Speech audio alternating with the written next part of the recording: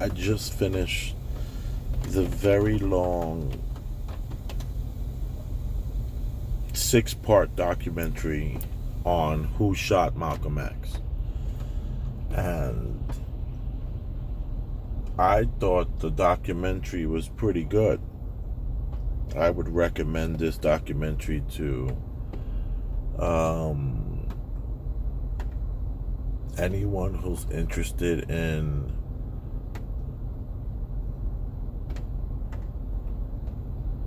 what is not the narrative. Not the Spike Lee movie and not the book. I remember reading the book.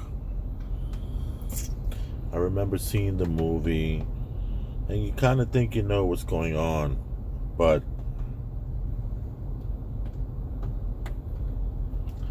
we find out that we don't know what's going on.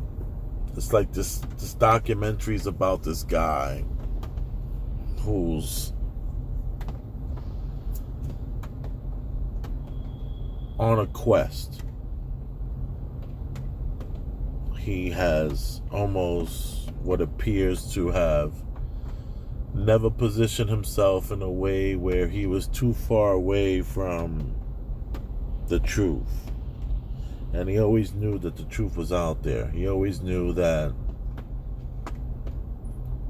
he couldn't wait for someone else to get this done. And it took him many, many, many, many years, many decades to get to the truth. And this documentary was, to me, more about this truth seeker, this ordinary man going up against the machine. We have an ordinary guy going up against the machine, documenting the process and in search for truth, and is constantly going into the lion's den in order to get the truth. It's a great American tale, because there's always an urban legend. There's always that person that you always hear about and what they've done, that rep, especially, in small communities. You always have your rep, and your rep is what can sustain you for way past your death. And I thought the documentary was pretty good. This is just going to be a quick little... I'm exhausted. It's like 5 in the morning. I saw 6 straight episodes. I didn't take any notes. Can't pronounce a lot of the names.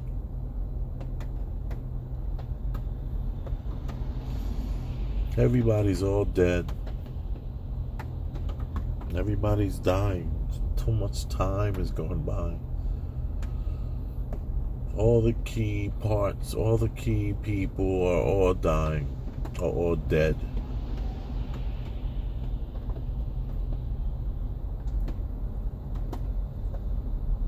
This country we live in is truly afraid of anyone who's trying to organize, and has proven to do whatever it can to destroy any organization in any way, shape, or form that forms. And there are 2 prisons in the United States of America that house people like Malcolm X, and throws away the key. And we're not talking about Guantanamo Bay. We're talking about here in America.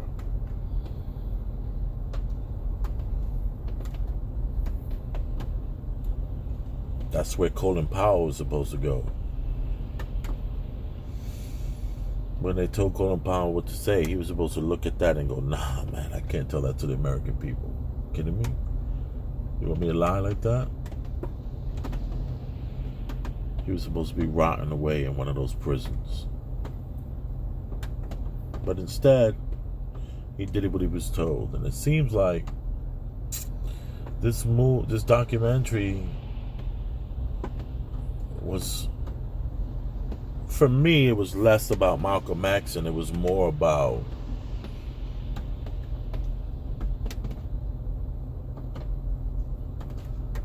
the fear that overtakes greed. And it's like we have Elijah Muhammad and his whole family that knew that their father was getting so much money. I mean, so much money. They were making so many millions of dollars. They were opening up all these restaurants. All the money went to the organization. They were providing all the food. They were providing everything. They didn't have a distributor. They were the distributor, and these were all their spots. And these are all their clothing stores, and they provided massive amounts of monies coming in tax-free. And you got a guy like Malcolm X that's building this whole thing. It's like making it happen. And he did it in 12 years, which is nothing. 12 years, man. He created something amazing. And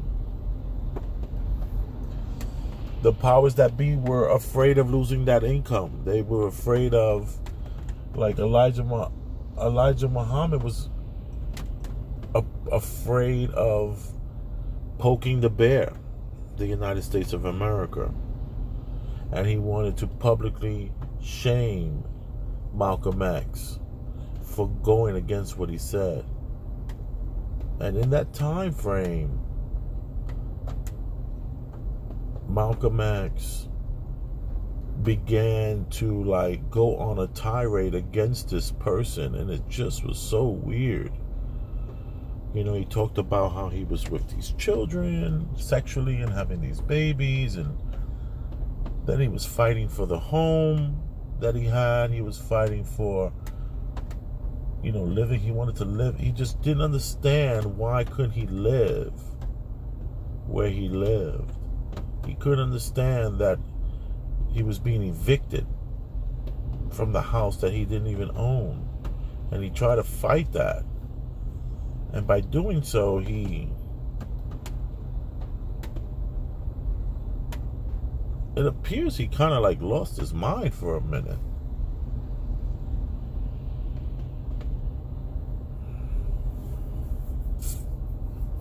This documentary was more about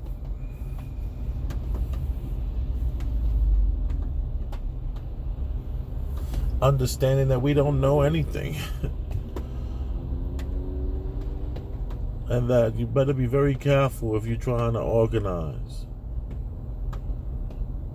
You better be very careful if you're trying to have a movement and go up against this United States of America. Because the guy who's right next to you, the woman who's sleeping in your bed, the person you thought was a friend, is probably gonna be the one that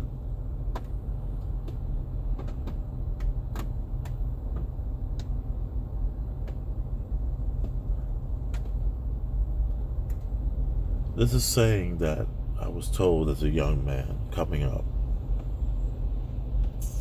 And that was, be very careful with the person that won't tell you the bus is coming. Because there's always the person that you have to be aware of that will, push you in front of the bus. You can see that person. You know who that person is. You can kind of maybe even feel that energy, that vibe. But what you do not know is who's not going to tell you that the bus is coming. And it's going to just sit there and Watch you get creamed, conscious free. You know, the documentary was titled Who Killed Malcolm X? And then you kind of like, you find out who did really truly pull the trigger, at least the shotgun. But I'm no forensic guy. There was a lot of bullets on that stage floor area. There was a lot of bullet holes in very strange places. And I would argue that there was a lot of people shooting. You know, I would argue that those 9 police officers that were in the room as undercovers, and the 1 police officer that was part of Malcolm X security, and the 5 shooters were all busting shots at Malcolm. And it was pretty chaotic and crazy. And nothing that I learned from this documentary surprised me in any way. Nothing. Especially the part where the guy who had the shotgun probably was the guy who walked right by the police and the cameras as they were arresting one of the 5 men that were supposedly doing the shooting. So this guy lived like right there, out in the open in Newark. Everyone knew that the rumor was that he was the guy who had the shotgun. All the politicians knew, but he started a non-for-profit organization where it seems to be where all the money's at. We can ask the PGA and the NFL about that, I'm sure. And, you know, we have a man living in plain sight who everyone just loved, who was following orders, doing his job. Who was he doing his job for? Was it the Honorable Elijah Muhammad and his FOI crew out in Newark planned this? I doubt it. So there was tons of people from all over the United States of America that would have been very willing to take Malcolm X out after he talked so badly about their, you know, prophet. And I find it to be interesting how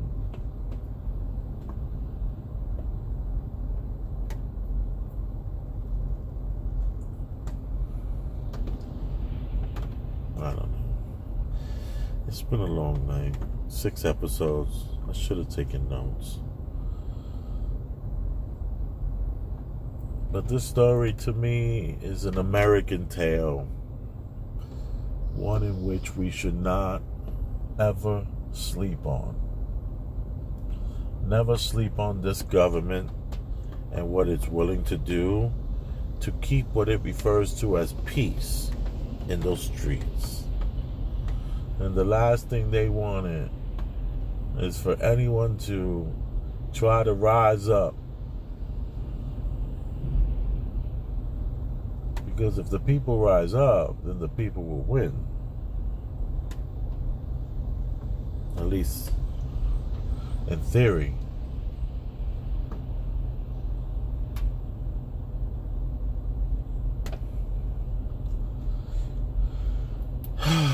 The movie, it's left me very melancholy. This review is supposed to be popping and getting it going and all that, and I see that, but it's left me feeling really sad about all the people that were hurt. The 2 innocent men that went to prison for 20 years. And their families, and the shame their families felt.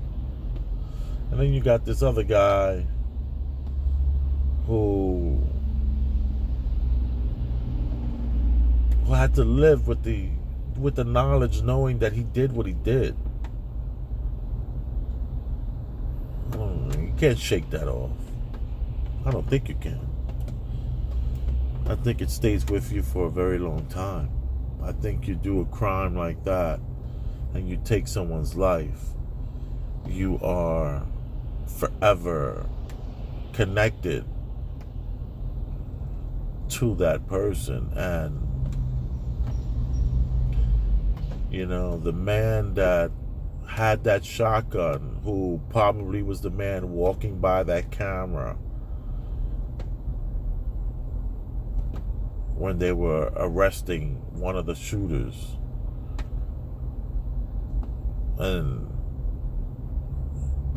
there was a sense of pride as he walked by and fixed his jacket. It's obviously the NYPD allowed this man to walk out of there alive. And not only did they allow him to walk out of that ballroom alive, he was allowed to redeem his life. And in the 90s, this happened in the 60s, so 70s, 80s, 90s. So it took him 30 years to finally get his life together with the nonprofit and marrying it, having a wife and becoming a pillar of the community. And he went through politics. He utilized politics. He was part of campaign fundraising, and politicians showed up at his funeral, all with the knowledge that this man was the killer, and 2 people were in prison that were innocent. I know that man had a lot of demons. So this documentary was about, is redemption even real? Could someone redeem himself? And what is truly justice? Would it be justice for him to have paid for the crime of killing Malcolm X, when in the between killing Malcolm X and him changing his life, in that 30-year period, he spent about 20 years in prison? And he was one of those career criminals, and he changed his life, and he tried to make a difference, and people talk lovingly about him. And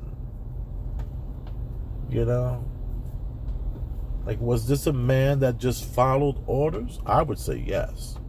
I would say he was a soldier, and he hated himself for a long time, and then he got his mind right, then he redeemed himself, and he tried to give back as best as he could. And this documentary kind of asked the question, is that enough? Is that enough?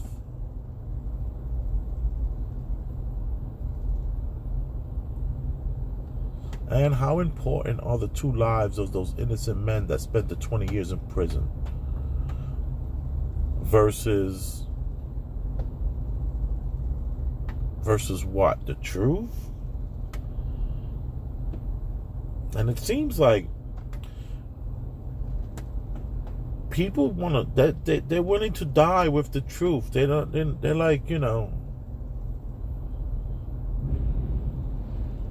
no one needs to know. This guy didn't leave a memoir, at least none that we know of. He didn't email a memoir to the New York Times and the Post. But what if he did? What chances we would ever get it from what we know by Operation Mockingbird and things like that?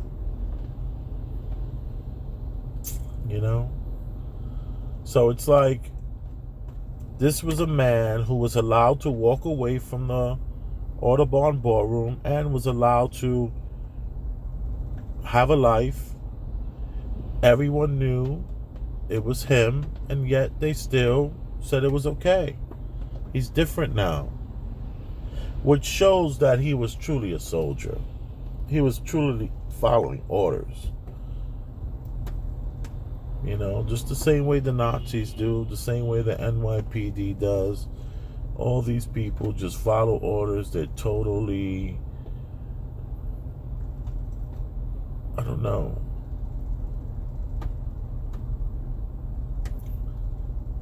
It's like immunity. Like, you know, you can, it's like this documentary just felt like they were after this guy and going to confront this guy, and they want justice for Malcolm, and they're going to do whatever they can to try to, like, you know, get enough evidence to prosecute this guy. But who are you trying to prosecute? If there's a soldier goes out to if there's a soldier and he's giving orders and he follows his orders, you don't try the soldier.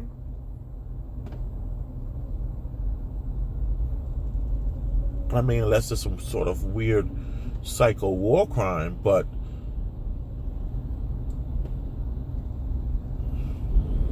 wow, it's just really scary. It's just really scary to just imagine that the world that we live in, this is truly revealing the world that we live in, and the world that we live in is,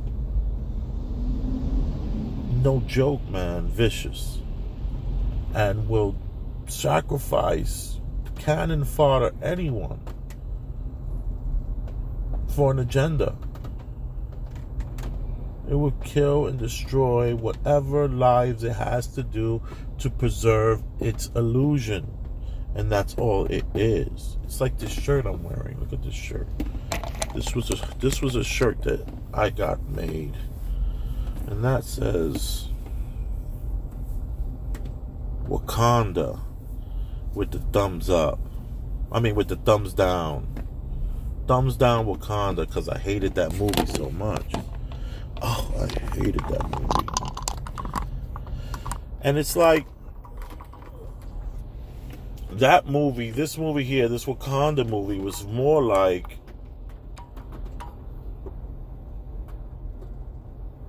the fakeness that it was trying to protect, the illusion that it was trying to protect.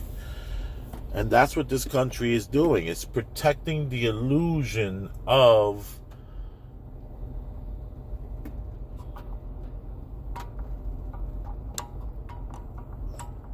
America. America is delusional with their illusion of itself, and it's never ever going to change. It's really not. Even though it appears like it's changing, you know, like, you know, with all this whole gender world that we're living in, things seem like, you know, things are taking a turn. But when it comes to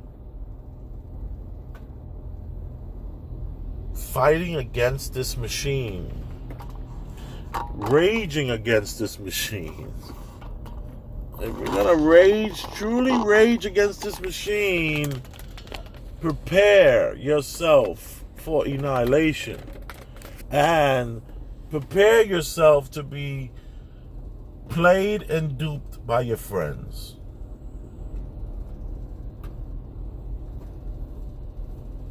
I'm terrified by that whole concept, by that whole realization, that whole reality, that if you even think about going up against this country, you better do it in a march. You know, you better do it, you know, where you're not throwing yourself in the line of fire. Because if you really, truly take a stand in a way where you can motivate the crowd, motivate people, have a true impact in people's lives, then they will not like that. You want to be charismatic and articulate and poised? They'd rather make you president than make you Malcolm X. I did like the documentary. I do think people should see it. I give it 2 thumbs up. I give it 3 out of 5 stars and a 7 out of 10. But this was truly about a man's quest to find justice, truth. And it's nothing simple about that. You can't bake the truth justice cake, because a cake is just flour, a little salt, a little baking powder, baking soda, a little water. But truth is something totally different. There's nothing simple about getting to that. This system will take you down.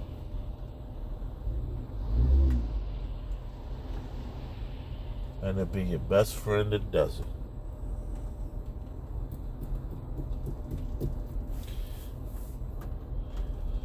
Yeah, let's never forget Wakanda, thumbs down. Boom.